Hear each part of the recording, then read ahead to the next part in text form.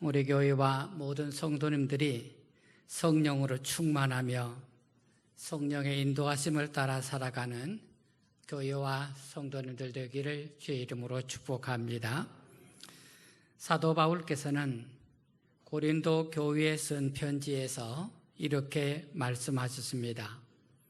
고린도전서 3장 1절에 형제들아 내가 신령한 자들을 대함과 같이 너희에게 말할 수 없어서 육신에 속한 자 곧 그리스도 안에서 어린아이들을 대함과 같이 하노라. 사도 바울께서는 교회 안에 있는 성도들을 신령한 자와 육신에 속한 자로 구분하여 말하고 있습니다. 우리가 교회 안에 있으니 모두 다 성령을 받은 사람들입니다. 하지만 신령한 자가 있고 육신에 속한 자가 있다고 말합니다.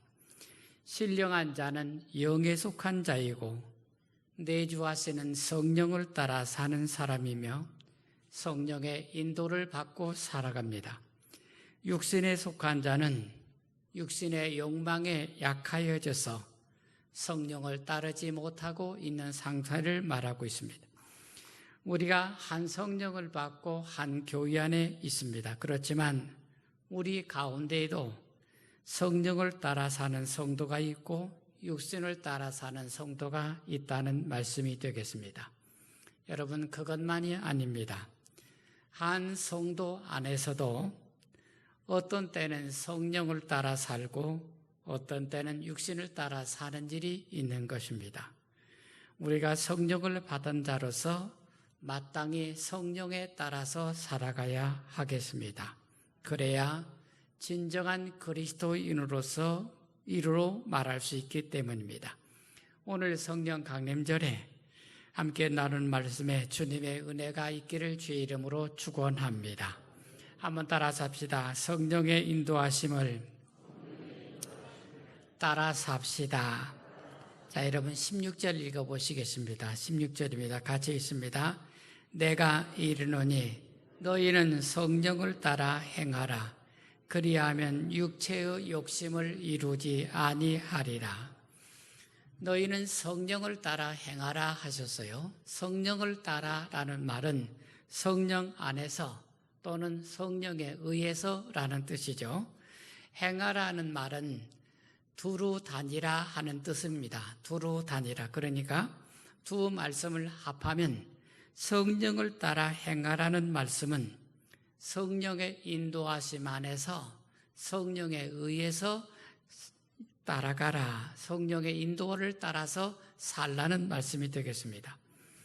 여러분께서 성령의 인도를 비유를 하시면 이렇게 되겠습니다. 생각해 보시기 바랍니다. 여러분 기차를 생각해 보세요. 기차는 앞에 엔진이 달려있는 차량이 있습니다.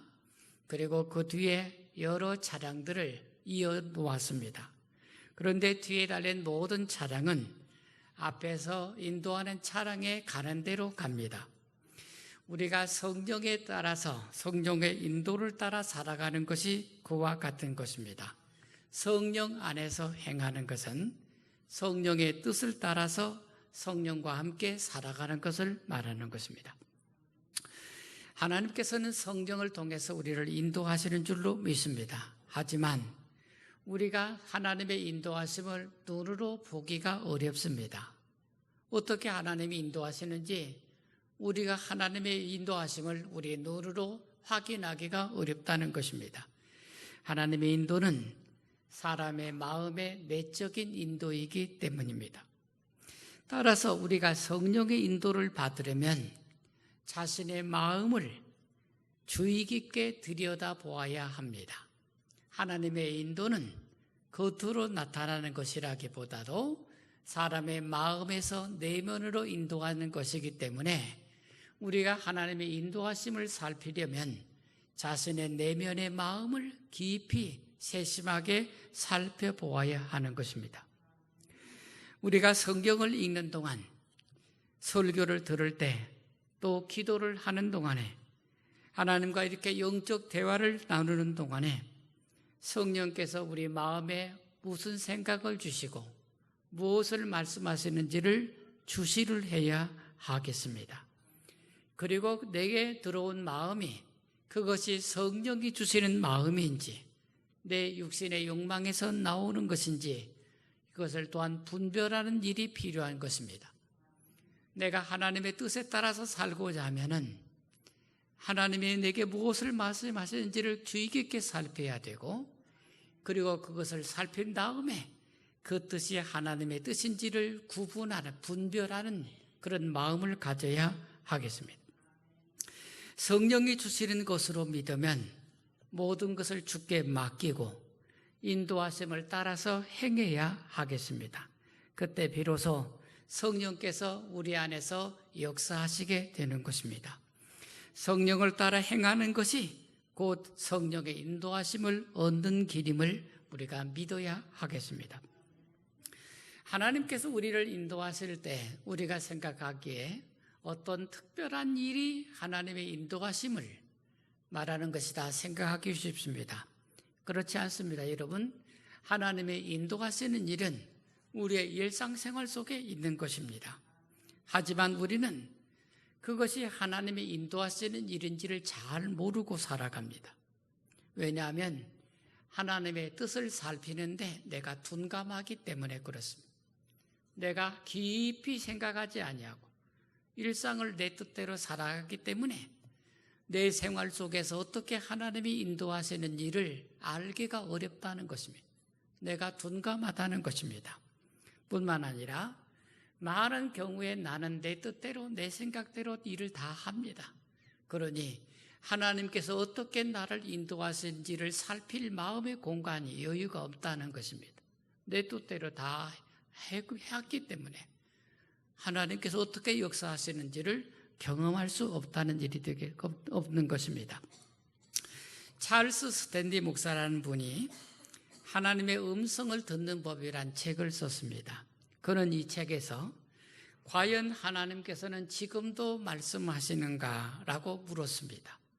스탠리 목사는 이 책에서 하나님께서 자신을 인도하시는 경험을 여러 가지 경험을 그 인도를 받은 경험을 쭉 쓰고 있습니다. 그 중에 하나입니다. 스탠리 목사가 교회에서 땅을 사기 위해서 땅 주인을 만나 계약을 하려고 했습니다. 하지만 예산이 많이 부족했습니다. 그런 성경을 읽고 기도를 했습니다. 교회를 위해서 땅이 필요한데 그러나 예산은 형편없이 부족했습니다. 그렇지만 그는 하나님께서 어떻게 이 일로 인도하시는지를 알고자 계속 기도를 했습니다. 그리고 나서 땅 주인을 만나게 되었습니다. 대화를 하는 중에 땅 주인이 말했습니다. 목사님, 이 땅을 하려는데 얼마나 예산을 하고 계세요? 하고 물었습니다. 그런데 그의 목사님 마음속에 들어온 생각이 하나님의 말씀으로 들리는 생각이 말하지 말라. 땅 사러 온 사람이 뭔가 말해야 되는데 자기 생각에 자꾸 하나님 말하지 말라고 하시는 것 같았습니다. 그래서 마지막까지 침묵했습니다. 꾹 참고 말하고 싶으나 꾹 참고 말하지 않았습니다. 그런데 놀랍게도 참지 못한 땅 주인이 먼저 땅값을 제안하는 것입니다. 아니, 사러 온 사람이 얼마나 주겠다고 해야 되는데 침묵하고 있으니 답답한 이분이 자기 속으로 자기 먼저 땅값을 말하게 되었습니다. 그런데 놀랍게도 땅 주인이 말한 가격이 자기가 생각하고 있는 가격하고 똑같았습니다. 그래서 땅을 계약을 했다고 합니다. 그것이 하나님의 인도를 경험한, 자신이 하나님의 인도를 경험한 이야기들을, 이런 이야기를 쭉 목회하면서 경험했던 것을 쓰고 있는 것입니다. 우리가 매사에 하나님을 인정하고 하나님의 결정을 하시기를 바라고 따라가고자 하면 하나님의 인도하시는 것을 경험하게 되는 것입니다. 성령을 따라 산다는 것은 어떤 특별한 일만 말하는 것이 아닙니다. 우리가 일상생활 속에서 하나님을 의지하고 하나님의 인도하심을 바라고 살아가면 그리고 성령에 민감해서 살아가면 하나님께서 우리를 인도하시는 것을 그렇게 경험할 수 있게 되는 것입니다. 여러분의 삶을 성령께서 인도하시기를 주의 이름으로 축복합니다. 두 번째 말씀을 나누겠습니다. 한번 따라서 합시다. 성령이 주시는 능력으로 삽시다. 여러분 17절만 읽겠습니다. 17절입니다. 같이 읽습니다. 육체의 소욕은 성령을 거스리고 성령은 육체를 거스리나니 이 둘이 서로 대적하므로 너희가 원하는 것을 하지 못하게 하려 함이니라. 우리 안에 두 가지 생각이 있다고 하십니다. 하나는 성령이 주시는 생각이고 또 하나는 육체의 소욕이라 하셨습니다. 그런데 이 둘이 결코 일치되는 법이 없습니다. 내 안에 두 가지 생각이 있다는 거예요. 하나님이 주시는 생각이 있고 내 육체에서 나오는 육체의 욕망에 따라서 하는 생각이 있다는 것입니다. 이 둘이 같지 않아서 우리가 갈등을 하게 되는 것입니다. 육체의 소욕은 성령이 주시는 생각과 마음을 가로막습니다. 따라서 육체의 소욕을 제어하지 못하면 성령이 주시는 생각을 따라갈 수가 없게 됩니다. 사도 바울은 성령을 받고 난 뒤에 자신의 내면에서 일어나는 영적 싸움에 대해서 고백했습니다. 그는 자기 자신을 가리켜서 갈등하는 곤고한 존재라고 했습니다. 아니, 성령을 받아서 새 사람이 되었는데 모든 것이 분명하고 맑고 그래야 될 거 아니겠습니까? 그런데 성령을 받고 새 사람 된 사도 바울에게서도 여전히 오란 나는 공고한 존재라는 것입니다. 자기 안에서 두 생각이 싸우는 것입니다. 갈등하는 존재라는 거예요. 성령이 주시는 마음과 육체의 욕망이 서로 내 안에서 이 갈등이 되어 있다는 것입니다. 그는 자신이 사망의 몸에 갇혀 있다고 고백했습니다. 그것은 성령을 받았지만 여전히 육체가 뿜어내는 욕망의 유혹에 가득해서 강력해서 자신의 힘으로 제어할 수 없음을 고백하고 있는 것입니다. 사도 바울은 오늘 성경 읽은 말씀에서 육체의 일과 그리고 성령의 열매를 대조해서 말하고 있습니다. 우리가 육체의 욕망에 따라 살아가면 이런 존재가 되고 성령에 따라서 살아가면 이렇게 된다고 두 가지를 말하고 있습니다. 19절부터 21절까지 육체의 소욕에서 나오는 것들을 예시를 하고 있습니다. 음행, 더러운 것, 호색, 우상숭배, 주술, 원수 맺는 것, 분쟁, 시기, 분당, 당 짓는 것, 분열, 이단, 투기, 술 취함과 방탕이라 했습니다. 이런 육체의 욕망을 제어하는 것은 육체의 힘으로서는 불가능합니다. 성령의 능력을 힘입어야 이 일들을 감당할 수 있게 되는 것입니다. 그런데 여러분, 우리가 이미 성령을 받을 때 능력도 함께 받은 줄로 믿으시길 바랍니다. 하지만 우리의 문제는 성령께서 우리에게 주신 능력을 사용하지 않은 것입니다. 성령을 받을 때 능력도 함께 주셨는데 우리가 성령의 능력을 사용하지를 않은 것입니다. 그래서 성령의 능력을 잃어버리고 말았습니다. 우리가 성령을 따라서 행하면 능력이 회복되게 될 것입니다. 하나님께 순종하고 성령에 따라서 살고자 하면 할수록 우리에게선 영적인 능력이 더 강화되게 될 것입니다. 성령의 능력에 힘입어서 육체의 일에서 벗어날 수 있는 우리 모두가 되기를 주의 이름으로 축원합니다. 다음에 사도 바울은 22절, 23절에서 성령의 9가지 열매를 가르치고 있습니다. 사랑, 희락, 화평, 오래 참음, 자비, 양선, 충성, 온유, 절제 등등입니다. 이 9가지 열매는 모두 사람의 성품에 맺히는 열매입니다. 성령을 받아서 능력을 행한다는 말은 어떤 기적이나 어떤 일들을 막 우리가 행한다는 것이 아니라 내가 좋은 사람 되는 것입니다. 성령의 능력은 나를 참으로 좋은 사람 되게 하는 것입니다. 나무의 능력은 좋은 열매를 맺는 것입니다. 성령의 능력도 열매를 맺는 것인데 그 성령의 열매는 바로 사람의 성품에 맺히는 것입니다. 그러므로 여러분, 우리가 좋은 성품의 사람이 되는 것이 바로 성령의 능력을 힘입은 것인 줄로 믿으시기를 바랍니다. 성령님은 오늘도 여러분 안에 임재하셔서 능력으로 역사하시는 줄로 믿습니다. 여러분이 자비롭고 인자하고 선한 착한 성품의 사람이 되도록 오늘도 성령께서 여러분을 보듬어 주시고 인도하신 줄로 믿으시길 축원합니다. 성령 강림절에 저와 여러분 모두 성령의 임재하기를 사모하기를 축원합니다. 코로나19로 인해서 한국교회뿐만 아니라 세계교회에 어려움이 왔습니다. 어느 나라나 상황은 다 똑같습니다. 교회에서 모이기가 힘들고 성도들의 신앙이 약화되었습니다. 이때에 성령의 역사하심이 더욱더 필요한 때입니다. 우리는 성령의 충만을 기도하고 임재를 사모해야 하겠습니다. 미국 하버드 대학 교수인 신학자 하비 곡스가 하늘로부터 오는 불이라는 제목의 책을 썼습니다.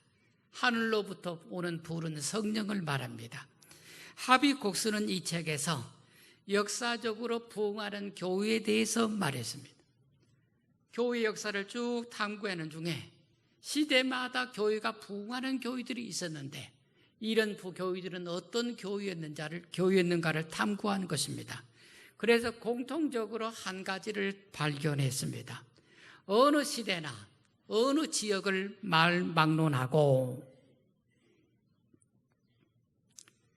교리로도 잘 모르고 교리도 잘 몰라요.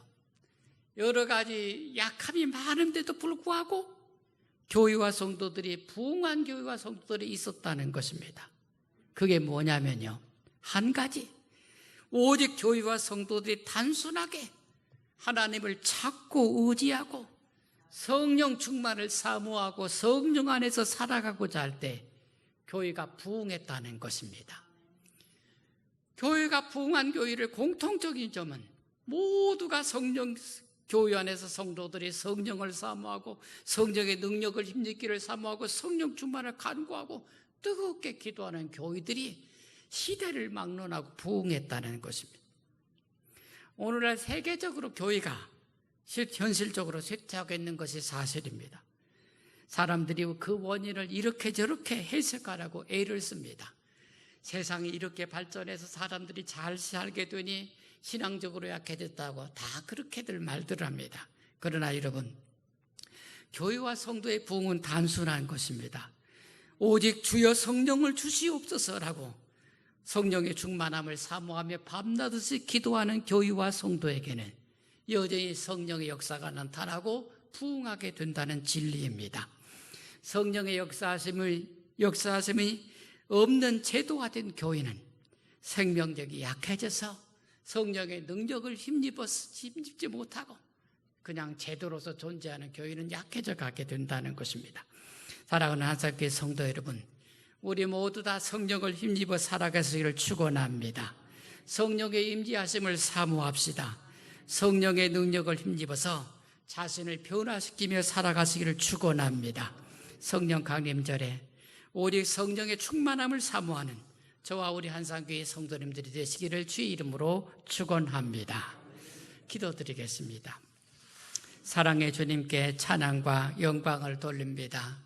주의 사랑의 손길로 저희들을 인도하셔서 성령 강림절에 우리 교회와 온 성도들이 성령이 충만하게 하여 주시옵고 성령의 인도하심을 따라 살아가며 성령의 능력으로 세상을 이기고 살도록 인도해 주시옵소서. 예수님 이름으로 기도드립니다. 아멘. 이어서 성만찬이 있겠습니다.